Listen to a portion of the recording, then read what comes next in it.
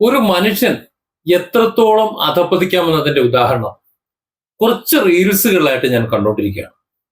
കുറച്ച് പെമ്പിള്ളരെയും പിടിച്ച് അടുത്തിരുത്തുന്നൊന്നും മോശമൊന്നുമല്ല. ഞാനും അങ്ങനെയൊക്കെ ക്ലാസ്സും മറ്റു കാര്യങ്ങളുമായിട്ട് പെമ്പിള്ളരെയും ആമ്പിള്ളരെയും ഒക്കെ അടുത്തിരുത്തുന്ന ആൾക്കാർ, അതിനൊന്നും കുഴപ്പമൊന്നുമില്ല. പക്ഷെ അതൊക്കെ നല്ല ഉദ്ദേശത്തിൽ എന്തെങ്കിലും വല്ല പഠിക്കാനോ പറയാനോ കളിക്കാനോ തമാശ കളിക്കാനോ ഒക്കെ ആയിരിക്കണം. ഏത് ആയിരിക്കണം.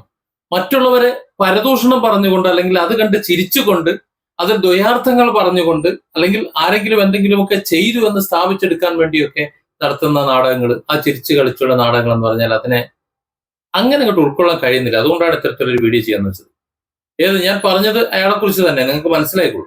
ഒരു കവറിൽ നിന്ന് ചിത്രം എടുത്ത്, എത്ര മനോഹരമാണെന്നറിയ പുഞ്ചിരി, ഇത് കണ്ടു കഴിഞ്ഞാലുണ്ടല്ലോ ഈ ചിരിയിലാണ് മനുഷ്യൻ വീണു പോണത് എന്ന് പറയുന്നത്. രാഹുൽ മാങ്കൂട്ടത്തെ കുറിച്ചാണ് പറയുന്നത്. രാഹുൽ മാങ്കൂട്ടത്തിന്റെ ചിത്രം ഇങ്ങനെ എടുത്തിട്ട് പറയാണ് അയാൾ ചിരിക്കുന്നത് പ്രശ്നം, അയാളെ കണ്ണ് കുറുകിയിരിക്കുന്നത് പ്രശ്നം, അയാളുടെ ആ മയക്ക് ചിരിയിൽ വീണിട്ട് കുറെ എണ്ണത്തിന് വീണു എന്ന് പ്രശ്നം. അതൊക്കെയാണ് പറയുന്നത്. എന്ന് പറഞ്ഞാൽ ഒരാളെ ഏതൊക്കെ രീതിയിൽ അപമാനിക്കാൻ പറ്റുമോ അങ്ങനെ അപമാനിച്ചുകൊണ്ട് തന്റെ വ്യക്തിപ്രഭാവത്തെ എടുത്തിങ്ങനെ പ്രഘോഷിക്കുന്ന ഒരു വ്യക്തി. മറ്റൊരു റീലിൽ കാണുന്നുണ്ട് അതുപോലെ ഒരു കവറിന്റെ ഉള്ളിൽ നിന്ന് എടുക്കുന്ന ചിത്രം എന്ന് പറയുന്നത് ഷാഫി പറമ്പിലിന്റെ ചിത്രം.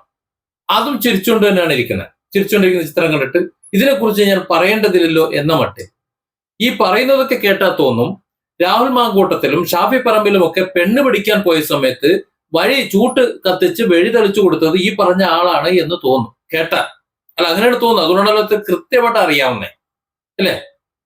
ഈ പറഞ്ഞ മഹാനൊക്കെ എത്ര കാലം ഉണ്ടായിരുന്നു ഇവരോടൊപ്പം തോളോട് തോൾ ചേർന്ന് നിന്ന് അവരോടൊപ്പം കളിച്ച് ചിരിച്ച് ഉല്ലസിച്ച് ഈ പറഞ്ഞ രീതിയിൽ കൊടിയും പിടിച്ച് സിന്ദാബാദും പിടിച്ച് സമരം തെളിച്ചൊക്കെ ഇങ്ങനെ നടന്ന സമയത്ത് ഒരു കുഴപ്പമില്ലായിരുന്നു. ഈ പറഞ്ഞതൊന്നും കുഴപ്പമില്ലായിരുന്നു, ഈ ചിരി കുഴപ്പമില്ലായിരുന്നു, അവരുടെ പ്രവൃത്തികൾ കുഴപ്പമില്ലായിരുന്നു, അവരുടെ പെണ്ണുപിടി കുഴപ്പമില്ലായിരുന്നു, യാതൊരു കുഴപ്പമില്ലായിരുന്നു. അവിടെ നിന്ന് സീറ്റ് കിട്ടാതെ പറങ്ങണ്ടം ചാടേണ്ടി വന്നപ്പോ സ്വാഭാവികമായിട്ടും പിന്നെ അവരെ കുറ്റം പറഞ്ഞല്ലേ പറ്റൂ. അങ്ങനെ തുടങ്ങിയതാണ്. ഏതായാലും അങ്ങനെ ഇരിക്കുന്ന കൊമ്പ് മുറിച്ച് അതുവരെ കൂടെ നിന്നവനെ, അതായത് അപ്പ കണ്ടവനെ അപ്പാന്ന് വിളിച്ച് ചാടിയതുകൊണ്ട് സ്വാഭാവികമായിട്ടും CPM നേതൃത്വം സീറ്റ് കൊടുത്തില്ല എന്നാണ് കേട്ടത്. അതായത് ഇത്തവണ മോനെ നിനക്ക് സീറ്റില്ല, നീ തൽക്കാലം വീട്ടിലിരുന്നോ. അങ്ങനെ PR വർക്ക് തുടങ്ങാണ്. തനിക്ക് എവിടെയെങ്കിലും ഒരു സീറ്റ് ഉണ്ടാക്കണം, എവിടെയെങ്കിലും MLA സ്ഥാനം വേണം. ഇല്ലെന്നുണ്ടെങ്കിൽ തന്റെ ഗതി അധോഗതിയാകും. കാരണം വിദ്യാഭ്യാസം ഉള്ളതാണ്, വിവരവും വെള്ളിയാഴ്ച ഉള്ളതാണ്, അങ്ങനെയുള്ള ഒരാളാ ഞാൻ. അങ്ങനെ പുറത്തിരിക്കുക എന്ന് പറഞ്ഞാൽ സഹിക്കാൻ പറ്റൂല. മാത്രമല്ല, ഞാൻ അവിടെ നിന്ന് എടുത്തു ചാടി ഇങ്ങോട്ട് വന്ന സമയത്ത് ഞാൻ ഒരുപാട് പ്രതീക്ഷിച്ചാണ് വന്നത്. നിങ്ങൾ അതൊക്കെ തരാതിരുന്നാൽ എന്നോട് കാണിക്കുന്ന നന്ദികേടാണ്.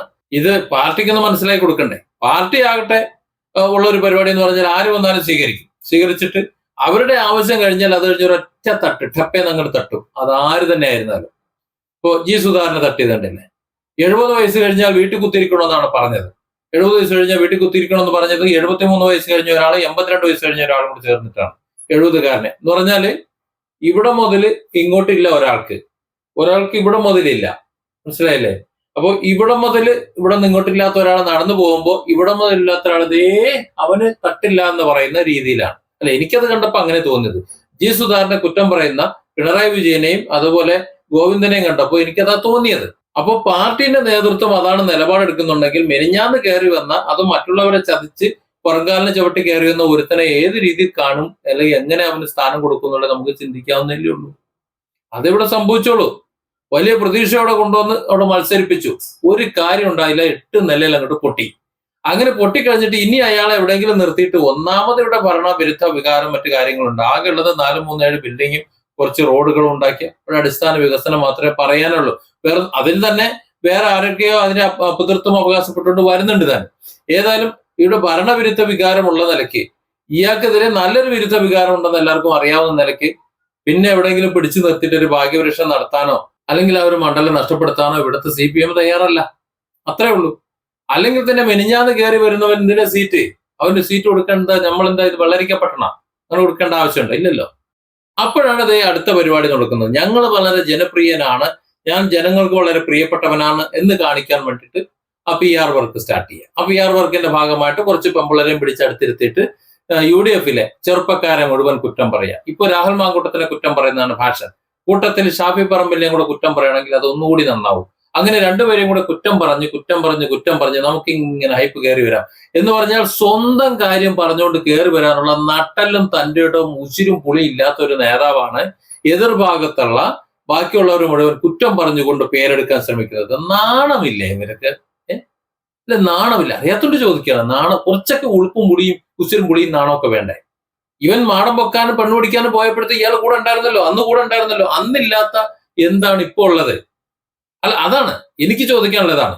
കുറെ പെമ്പിള്ളേരെ കൊണ്ട് ഇങ്ങനെ പിടിച്ചിരുത്തിയിട്ട് ഇമാതിരി ഫോട്ടോ ഒന്ന് എടുത്തിട്ട് ഇങ്ങനെ ഡയലോഗ് അടിക്കുമ്പോ വ്യക്തിഹത്യയല്ലേ ചെയ്യുന്നത്? ഇങ്ങനെ മറ്റുള്ളവരെ വ്യക്തിഹത്യ ചെയ്തിട്ട് വേണോ അവനവന്റെ സ്ഥാനം ഉറപ്പിക്കാൻ വേണ്ടിയിട്ട്?